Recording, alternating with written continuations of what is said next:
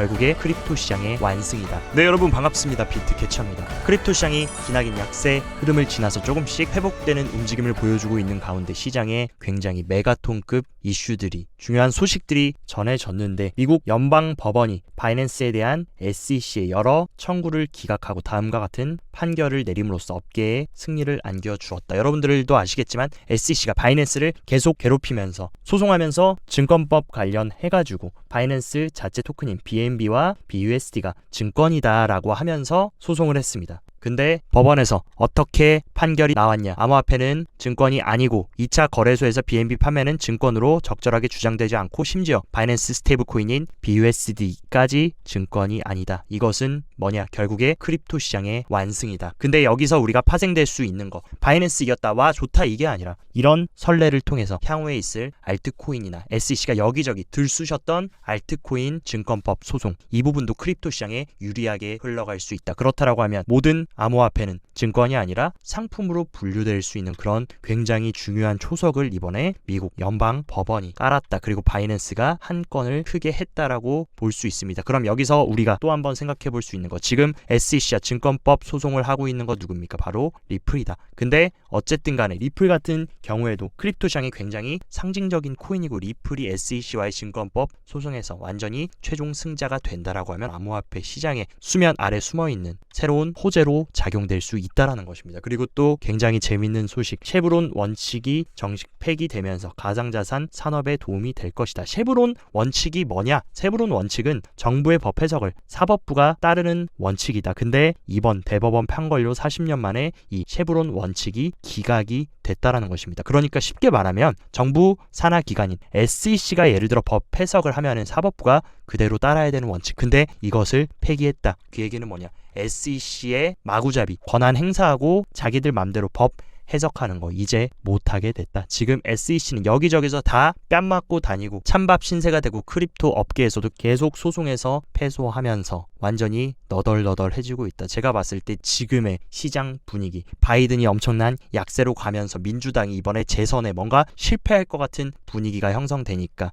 SEC가 완전히 두들겨 맞으면서 향후에 이제 공화당이 정권을 잡는다라고 했을 때 크립토에 굉장히 친화적인 움직임으로 가려고 하는 그런 내러티브와 분위기들이 형성이 되고 있다. 이 부분이 굉장히 중요한데, 여기에 쐐기를 박는 거, 미국 정부 산하 기관인 연방 집행국까지 가상자산 커스터디 거래 제공업체로 코인베이스를 선정했다. 이게 뭡니까? 코인베이스는 지금 SEC와 소송도 하고 있고 완전히 적대적인 입장인데, 연방 집행국은 코인베이스를 선정했다. 미국 법무부 산하에 있는 연방 집행국이 코인베이스와 파트너십 하면서, 재밌는 사실, 코인베이스 프라임 기간 대상 커스터디 거래를 제공하는 코인베이스 프라임이 클래스 1 제공업체로 선정되면서 가상자산의 커스터디 관리 및 처분 프로세스를 간소화하고 정부 몰수 프로그램에 따라 관리 및 처분할 가상자산 유형을 다양화할 계획. 그러니까 제도권으로 정식으로 이제 수용하면서 정부가 이제 가상자산 배척하고 회의적인 시각에서 보는 게 아니라 이제 품고 가려는, 확장시켜서 이 크립토라는 산업을 미국이 패권을 잡으면서 암호화폐 핵심 국가로 자리 잡으려는 그런 노력들을 지금 수면 아래에서 하고 있습니다. 이런 흐름이 지속된다라고 하면 중장기적으로 크립토 시장이 무너지고 없어지고 사라지겠습니까? 아니면 더욱더 확장되고 적극적으로 채택되고 성장하겠습니까? 결과는 너무나 뻔히 정해져 있다.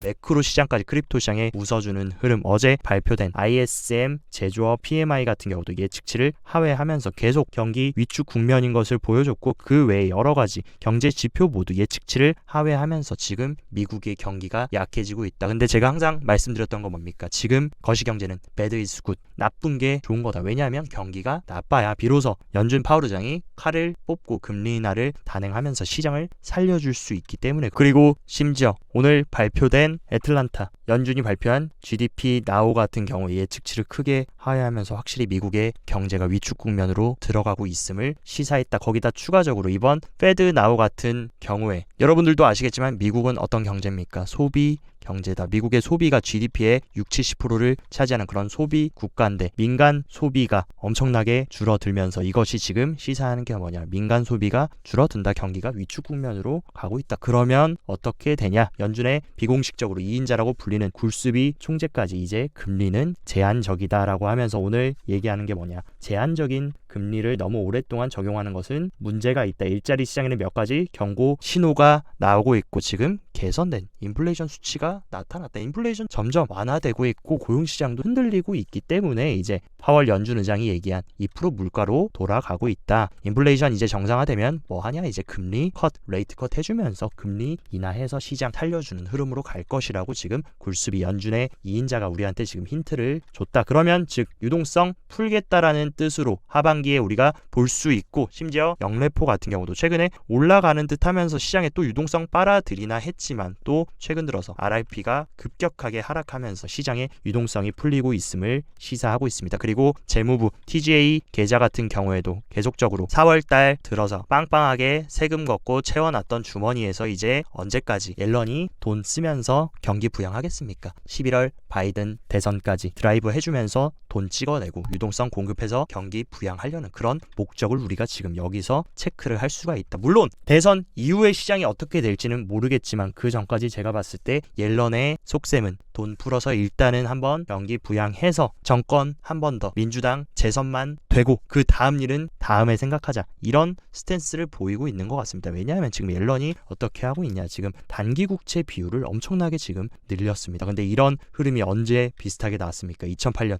금융위기 이후에 시장을 살리기 위해서 단기 국채 발행하면 유동성 적극적으로 공급하는 효과 있고 시장 부양하는 효과 있기 때문에 단기 국채 비율이 올라갔었고, 코로나 당시에도 이런 식으로 급격하게 단기 국채 비율을 늘리면서 유동성 공급했다. 지금도 뭐냐, 경기 부양하기 위해서 단기 국채 비율 늘리고 있다. 계속 늘려서 어쨌든 간에 연말 대선까지는 옐런이 머니 프린팅 드라이브 해주려는 움직임을 가져가고 있습니다. 2008년 금융위기 이후 팬데믹 직후 부채 한도 타결 직후에 단기 국채 비율이 급증했다. 이것은 재무부가 급하게 자금 조달할 때 단기 국채를 통한 자금 조달을 선호했음을 의미한다. 옐런의 속셈을 우리가 알아야 시장에 속지 않고 하반기 시장이 어떻게 갈지, 유동성이 어떻게 풀릴지 우리가 눈치를 챌 수 있다. 아서 헤이즈도 이와 비슷한 견해를 얘기하면서 많은 사람들이 GDP가 급격하게 GDP 나우가 꺾이는 모습을 보고 경기 침체 오는 거 아닌가, 경기 위험한 거 아닌가 라고 하니까 거기에 붙여놓은 게 뭡니까? 팍스 아메리카나에서, 그러니까 지금처럼 중앙은행이 마구잡이로 돈 찍는 그런 경제 시스템에서 경기 침체 걱정하는 사람들에게 정부가 세금 수입 초과해서 2조 달러를 지출할 때 경기 침체를 경험하는 것은 극히 어렵다. 어쨌든 간에 재정 지출 계속 늘리고 정부 적자가 커지고 있어도 돈 찍어서 다 해결하는 이 팍스 아메리카나 시스템이 붕괴되기 전까지는 경기 침체까지 가는 건 어렵다. 왜냐하면 침체 올 것 같으면 돈 불어서 해결해 버리니까 하면서, 저는 재정 및 통화 조건이 느슨하고 앞으로도 느슨해질 것이다. 계속 이제 유동성 풀어줄 것이라고 헤이즈가 얘기를 하는 겁니다. 그렇기 때문에 지금 시기는 이런 화폐 가치가 계속 하락하고 종이 쪼가리가 될 달러를 암호화폐로 바꿔가지고 부를 보존하는 것이 가장 좋은 방법이라고 생각한다. 왜냐하면 은행 시스템, 지금의 통화 시스템을 통한 신용 할당의 확장 및 중앙 집중화를 통한 통화 가치 하락이 계속 진행되고 있기 때문에 우리는 이것을 비트코인, 크립토로 바꿔놔야 된다라는 게 지금 핵심적인 골자입니다. 이 부분을 아셔야 여러분들이 단기적으로 차트 양봉 뜨고 음봉 뜨고 여기저기 휘둘리는 게 아니라 중장기적으로 시장이 어떻게 흘러갈지, 지금 통화 시스템과 유동성이 어떻게 흘러가서 큰 방향성이 어디로 갈지 그 중심과 코어를 바로 잡을 수 있다. 단기적으로도 계속 유출이 됐던 비트코인 현물 ETF로의 유입이 5일 연속으로나 들어오면서 심지어 세 자릿대까지 유입이 들어오고 있습니다. 어제 같은 경우는 원래 계속 GBTC에서는 유출이 있었는데 유출세도 완전히 멈추면서 확실히 유출세에서 유입세로 피벗하는 움직임, 실제로 축적 물량 같은 경우도 유출됐을 때 가격이 조정받았지만 다시 유입세로 피벗하는 모습, 그에 따라서 실제로 비트코인 차트 지금 어떻게 되고 있습니까? 정확히 58K 찍어주고 나서 다시 피벗하면서 하락 트렌드 라인 돌파했고, 지금은 제가 말씀드렸던 리테스트를 잘 맞춰야 된다. 근데 지금 이 리테스트하고 있는 자리가 어디 자리입니까? 2번이나 저항을 받았던 이 저항을 다시 지지로 리테스트를 해주고 있기 때문에 62K 잘 지켜준다라고 하면 충분히 저는 튀어 오를 수 있다라고 보고 있고, 이 구간 만약에 깨져도 최근에 거래량 동반해서 돌파했던 이 하락 트렌드 라인만 이탈하지 않고 잘 지지 테스트 해주면 저는 확실히 이제 7월부터는 국면이 바뀌어서 갈 수 있다라고 보고 있습니다. 하지만 많은 분들이 7월 달에 걱정하는 거 뭡니까? 마운트 곡수의 상환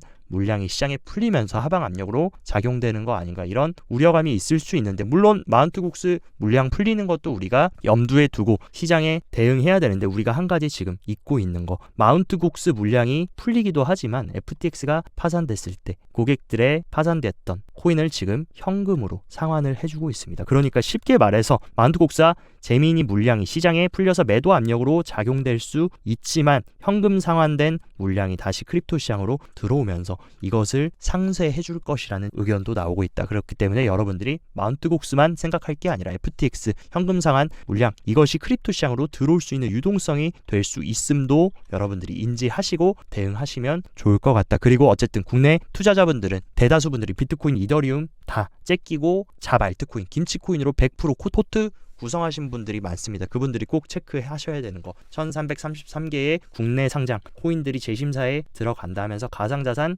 거래 지원 모범 사례를 발표할 거다. 그래서 닥사가 지금 재심사 절차에 들어갈 것이고 형식적 심사 요건과 질적 심사 요건 모두 적용해서 모범 사례를 발표해 줄 겁니다. 근데 많은 분들이 이거 발표해서 만약에 모범 사례 아니면 다 상폐되고 없어지는 거 아니야? 그러면 투자자분들 너무나 걱정되고 피해가 크실 것 같은데 다행히 다량의 상장 폐지 가능성은 낮을 것이라는 지금 전망이 나오고 있습니다. 근데 어쨌든 불건전하고 정확하게 명시가 되어 있지 않고 공급량 공시 나왔던 스캠 코인들, 잡코인들은 이번 기회에 약간은 좀 걸러져서 옥석을 좀 가리게 되는 계기가 되는 것도 어떻게 보면 크립토 시장이 중장기적으로 건강하게 성장할 수 있는 그런 기반이 될 수 있기 때문에 모두가 상폐되지는 않을 거지만 물론 근거가 없고 실체가 없는 프로젝트들은 조금 없어져서 물갈이를 하는 게 어떻게 보면 좋은 것이라고 개인적으로 보고 있습니다. 그리고 또 중장기적으로 지금 기관들의 채택은 계속해서 내러티브는 강화되고 있는데 대형 글로벌 은행인 캐나코드 보고서에 따르면 지금 이더리움 현물 ETF가 출시되면 다른 디지털 자산에 대한 기관의 수요를 확대하는 데 도움이 될 거다 하면서 암호화폐 기관 채택이 아직도 증가하고 있다. 지금 가격은 지지부진하지만 월가 그리고 전통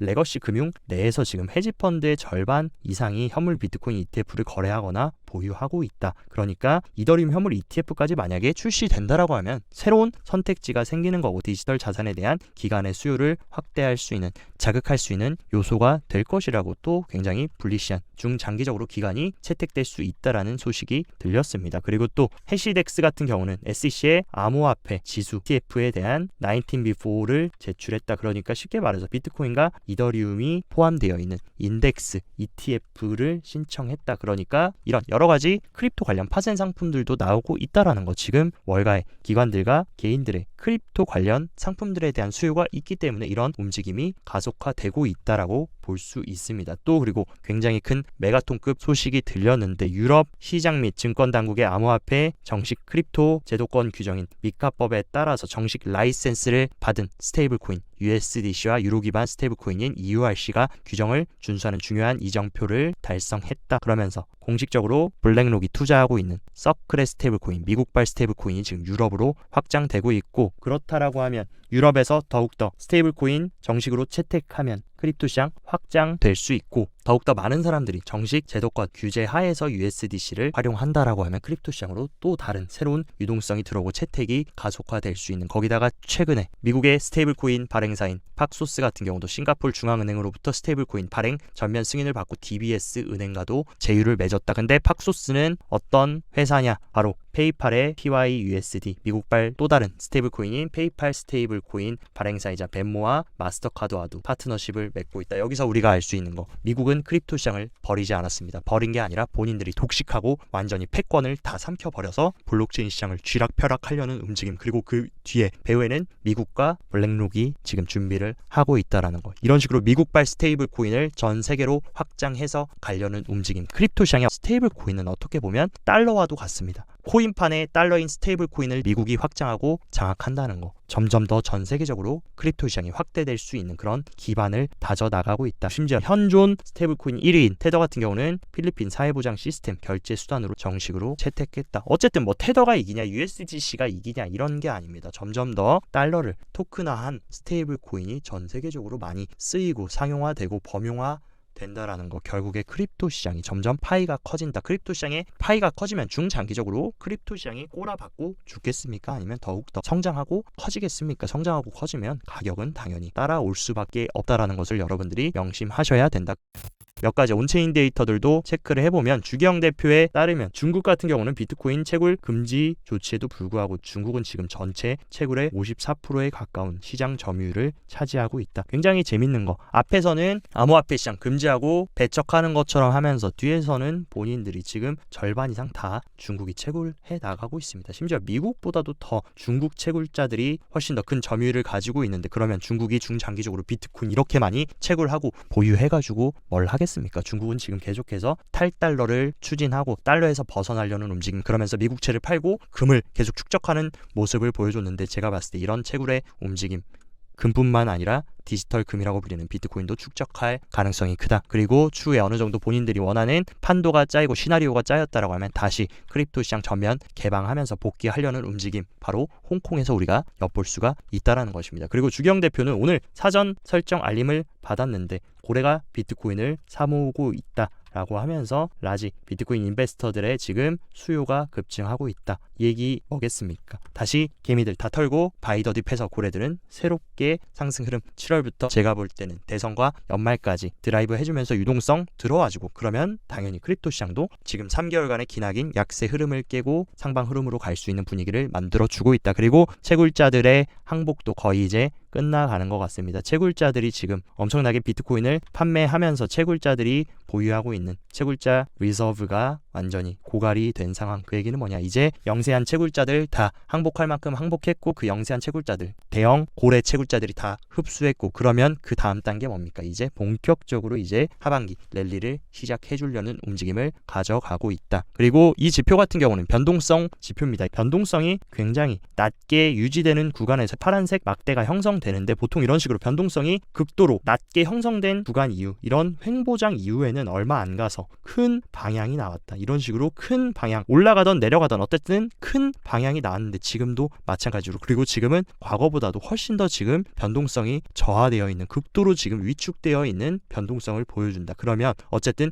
위로든 아래든 큰 방향이 터지기 전이라는 징조인데 제가 볼 때는 지금 국면이 어떤 국면입니까? 하락장을 끝내고 2023년부터 상승 국면으로 들어왔기 때문에 상방으로 한번 드라이브 해줄 가능성이 크지 않을까라고 생각합니다. 그리고 단기 트레이딩 하시는 분들이 있으시기 때문에 파이트 차트도 한번 체크를 해보면 일단은 지금 상단에는 이렇다라 엄청난 강한 매도벽이 위치하지 않고 하단 같은 경우는 지금 60K와 58K의 희미한 매수벽이 위치를 하고 있습니다. 그리고 가장 중요한 거 가장 큰 고래인 갈색 고래와 보라 고래 모두 지금 개미 다 털어주고 나서 둘 다 모두 매수세에 동참하고 있는 모습. 그러면서 반대로 리테일들은 최근에 신나가지고 매수했다가 또 바로 안 올라가니까 바로 매도세로 전환됐다. 가장 좋은 거 뭡니까? 개인들은 팔고 고래들은 매수하는 흐름. 이런 식으로 엇갈린 모습이 사실 어떻게 보면 찐 반등의 시그널이라고 볼 수 있는데 고래들이 지금 움직이기 시작했다라는 거 충분히 좋은 흐름으로 갈 수 있는 그런 시작점에 위치하고 있다라는 거 여러분들이 체크하셨으면 좋겠습니다. 오늘 영상도 시청 진심으로 감사드리고 영상 도움되셨다 하시면 좋아요 구독 눌러주시고 더 자세한 투자 전략 궁금하다 하시면 영상 하단 고정 댓글에 제가 운영하는 텔레그램 정보방 활짝 열어놨으니까 이쪽 입장하셔서 정보 잘 참고하시고 성공적인 투자 계속